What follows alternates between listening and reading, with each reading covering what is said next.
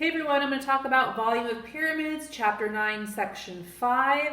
How do you find the volume of a pyramid? And then more importantly, I want you to make that connection between prisms and pyramids. I hope you watched that little YouTube video that I did not make that showed a cube and a pyramid, and it showed how you could take the liquid volume of 3 pyramids and fit them into a cube.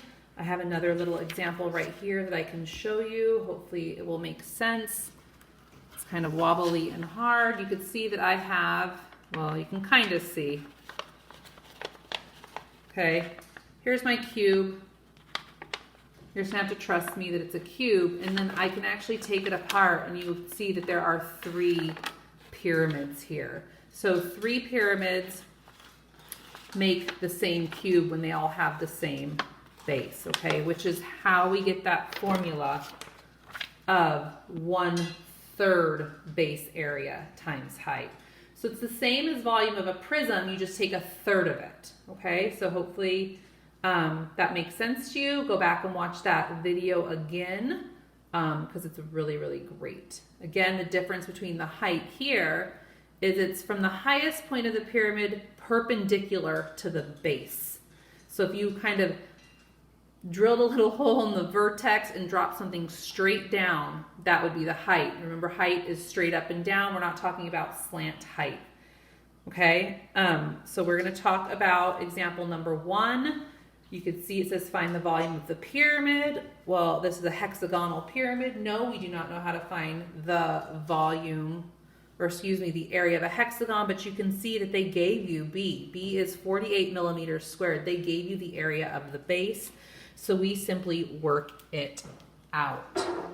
Again, so this is volume equals 1/3 base area times height. 1/3, the base area is given. We like these ones.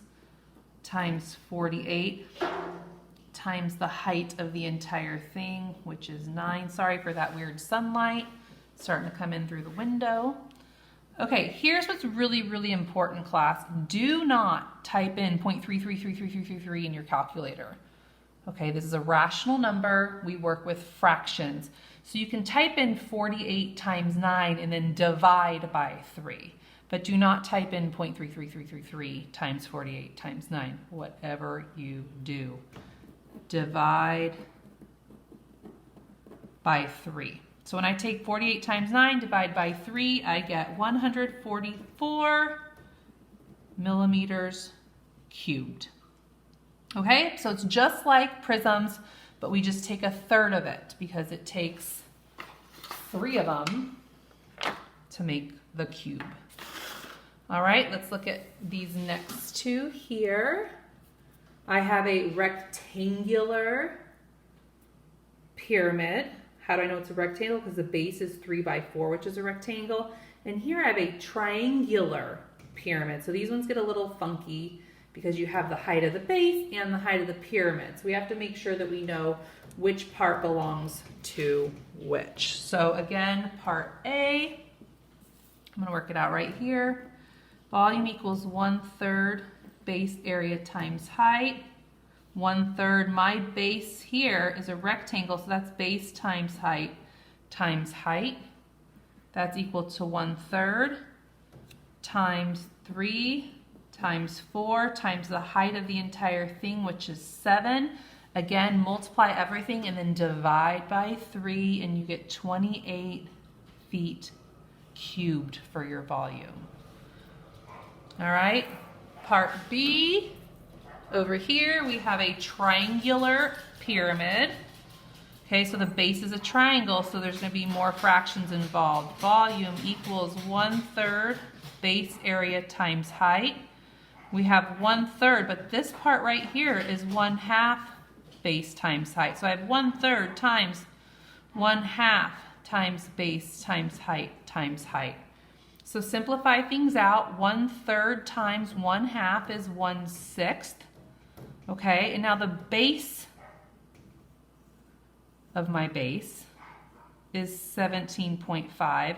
The height of my base is 6. and the height of my entire pyramid is 10. Again, we're going to divide by 6 at the end, so 17.5 times 6 times 10 divided by 6 is 175 meters cubed. All right, so what I want you to do now is pause it.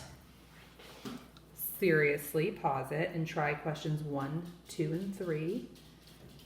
Hopefully you're really pausing it. Okay. And the answers, number 1, the volume is 42 feet cubed.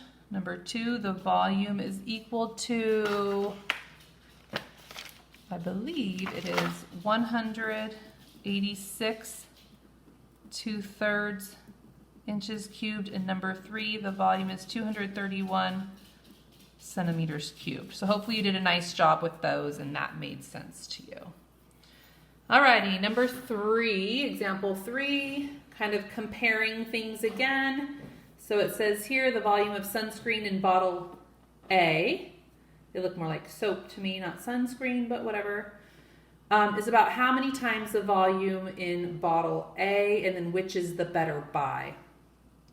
Okay, so let's figure that out.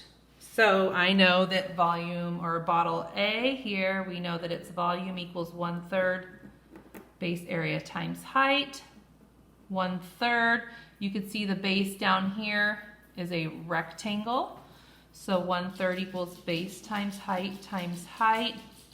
1/3 times 2 times 1 times the height of the whole pyramid. And that is equal to 4 inches cubed. So 4 cubic inches of sunblock would fit in that little bottle. Bottle B, we have the same kind of setup, 1/3 base area times height, 1/3 base times height times height, 1/3 times 3 times 1.5 times 4, and that is equal to 6 inches cubed. And it asks the volume of bottle B is about how many times the volume of bottle A, about how many times. That means we're going to divide to figure it out. If you take 6 and you divide it by 4, you get 1.5. So the volume of bottle B is about 1.5 times the volume of bottle A. Okay? And then part B says, what is the better buy? Well, what is the better buy is talking about unit rate. So we know that bottle A is $9.96 and bottle B is $14.40. You know the volume of each of those, so you can divide to find the unit rate. And you should all remember how to do that. So I know that the cost for bottle A is $9.96 and the volume is 4 inches cubed. So you would just divide. So this one's about $2.49 per 1 inches cubed. And then the other one is $14.40 over 6 inches cubed. I can get better up there with all my units. We all could get better with that, right? And this one's $2.40 for 1 inches cubed. So you can clearly see that bottle B is also, bottle B is also the better buy. Alrighty, so I hope this helps. Again, it is just 1/3 of the base area times height. Alrighty.